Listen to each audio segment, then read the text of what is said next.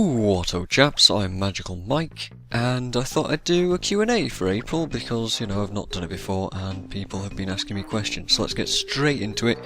Dave asks, what part of Australia am I from? I am from Auckland, which can be found here on the map, in case you were wondering where that was, and I find that the local Canucks are really nice too, eh? Liam asks, what do you think about the knights who say knee? Are they just all talk and no action? You mean the keepers of the sacred words Ni, Peng and Niwam? Niwam. I would say that they are very much talk and very little action, absolutely. However, you do underestimate the power of these sacred words and the fear that they strike into the hearts of men. You would do well to remember that those who hear them seldom live to tell the tale, and that it would be most unwise to test their patience. Now please, know more about the Knights of Ni, or else we will never pass through this video alive. Chris asks, how was working with Channing Tatum? And I would answer that by simply saying that that was one of the sexiest experiences of my entire life. And my favourite part was comparing sizes of things. He has an enormous personality. Lucas asks, how hyped are you for HOT? Well, between all of the content in the gem store and the insanely detailed info that we've got on specializations and things that I want to hear so far, my hype levels are off the frickin' charts. Can you not tell by my voice? Oh man, can't even hold it in. Alex wants to know if Asura have fur. Well, actually, they just have slime covering their entire bodies to protect them from UV rays, since they were a purely underground race back in Guild Wars 1, which is, where they've been this entire time. Only recently they've come up to the surface and they've developed this thick slime sort of thing to deal with the sun. You would be forgiven for thinking they had fur because they are such a cutesy race and they have been developed like that, and they are also kind of like rats as well, but they don't have fur, just disgusting slime. Don't play Asura, they're awful, they're the worst. Melody asks me and would like to know if Sylvari bleeds sap and if it's edible for some reason. And it was confirmed a long time ago that Sylvari do in fact bleed sap, and they heal themselves through photosynthesis, which is why there isn't a healer class in Guild Wars 2, since it just wouldn't make any sense. They'd have to do some kind of weird hybrid photosynthesis and regular healing spells. It would just be the most ridiculous thing you've ever heard. The sap is indeed edible, but you're likely to catch either root rot or beech bark disease, which would cause all sorts of problems later on, and as a result, I highly recommend it. Ali wants to know what is the best legendary for cutting my lawn, and I would recommend using Rodgort to burninate the countryside on your lawn.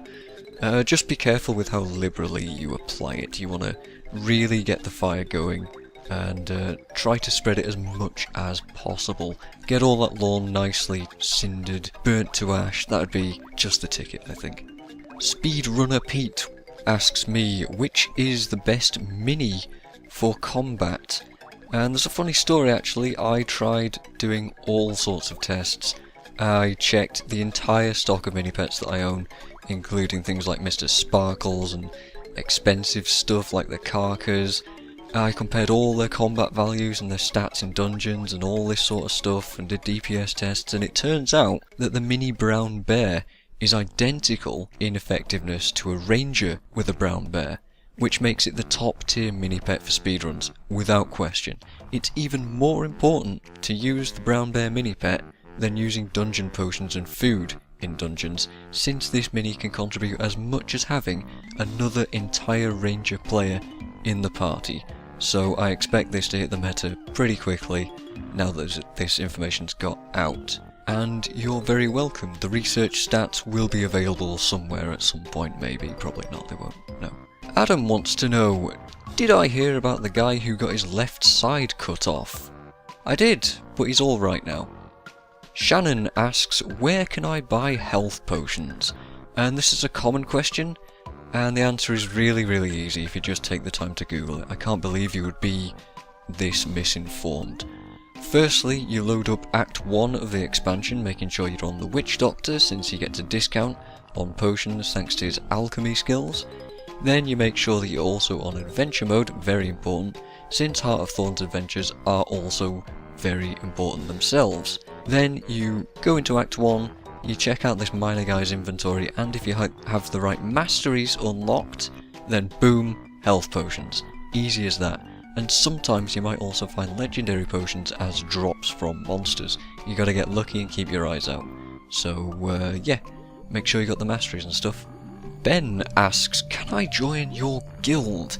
Yes, actually you can join my guild. We have a website and a forum where you can apply to become a member. You'll need to fill out the application form, which, you know, could be a task, which I will also link in the description and you'll be seeing on screen. And you'll have to submit that on our forums, which you'll also have to sign up for. Submit it there and we'll review it and see if you're actually worthwhile taking in.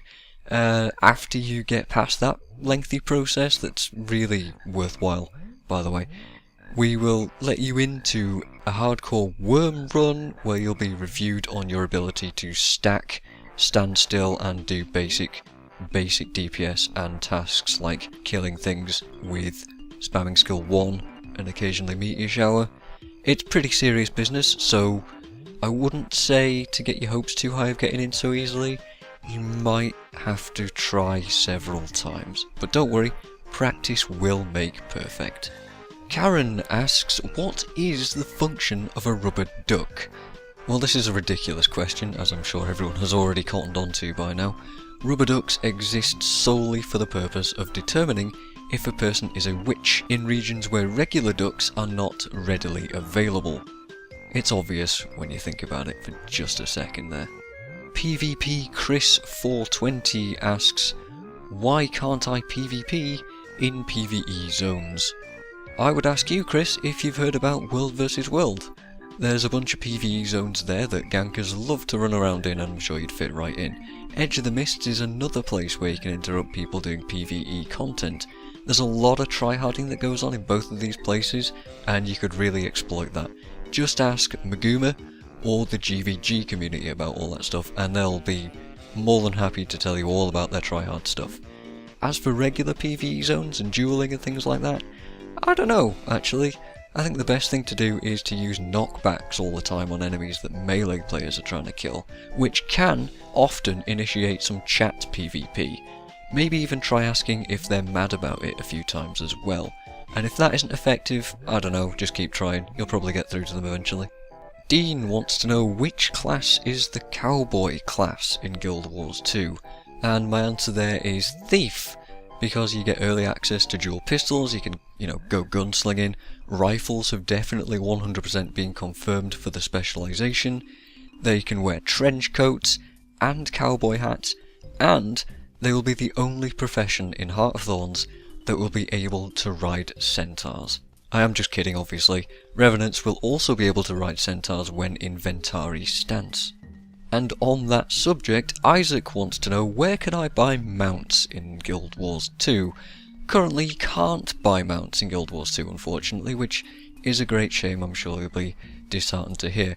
But when Heart of Thorns does come around, you'll be able to buy them from the gem store, along with armour for them that you won't be able to dye, so they can sell the same reskinned items 6 or 7 times. Expect several centaurs, horses, unicorns and bears to hit the store, along with a bunch of themed black lion weapons and armours as well. You'll also be able to get loads of different glider skins, presumably when that comes around as well, which will be amazingly well crafted and they won't clip at all. They'll be perfect, trust me.